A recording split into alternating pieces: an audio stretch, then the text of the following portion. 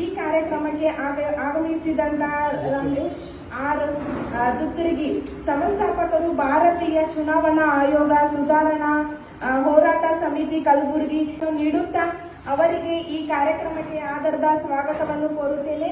ಇವರಿಗೆ ಸ್ವಾಗತಿಸಲು ನಮ್ಮ ಕಾಲೇಜಿನ ಪ್ರಾಂಶುಪಾಲರಾದ ಮಹೇಶ್ವರಿ ಹಿರೇಮಠ್ ಮೇಡಮ್ ಅವರಲ್ಲಿ ವಿನಂತಿಸಿಕೊಳ್ಳುತ್ತೇನೆ.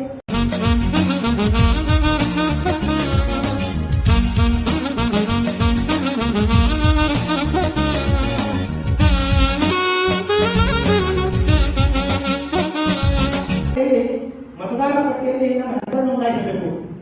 ಮೊಟ್ಟ ಮೊದಲನೇ ಕೆಲಸ.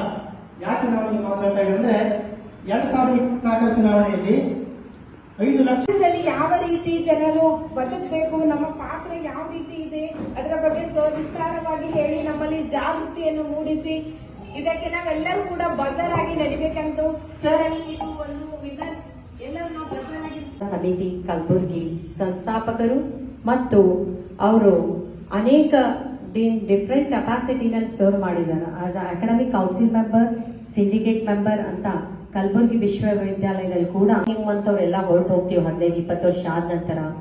ಸೊ ಈ ಒಂದು ಒಳ್ಳೆ ಉದ್ದೇಶ ಮೌಲ್ಯಗಳನ್ನು ಕುರಿತು ಒಂದು ಕಾರ್ಯಕ್ರಮ ಈ ಏನು ಅವ್ರದಿದೆ ಮತದಾರರ ಜಾಗೃತಿ ಆಂದೋಲನ, ಇದು 2 ವರ್ಷದಿಂದ ಈ ಅಸೋಸಿಯೇಷನ್ ನ ಫಾರ್ಮ್ ಮಾಡಿದ್ದಾರೆ ಕಲಬುರಗಿಯಲ್ಲಿ. ಇನ್ನು ಇದು ಜಿಲ್ಲಾ ಮಟ್ಟದಲ್ಲಿ ಅವರು ಸ್ಥಾಪನೆ ಮಾಡಿದ್ದಾರೆ. ಕೋರುತ್ತೇನೆ. ಈ ಕಾರ್ಯಕ್ರಮದ ಕೊನೆಯ ಘಟ್ಟ ವಂದನಾರ್ಪಣೆಯನ್ನು ಮಾಡಲು ಬರುತ್ತಿದ್ದಾರೆ Shreya. To extend my thanks to our today's chief guest Ramesh Dutturgi sir. Thank you sir for your knowledgeful speech. And I also extend my thanks to our principal madam Srimati Maheshwari Hiremath madam. Thank you ma'am. I also extend my thanks to Srimati Renuka Devarmani madam. Thank you ma'am.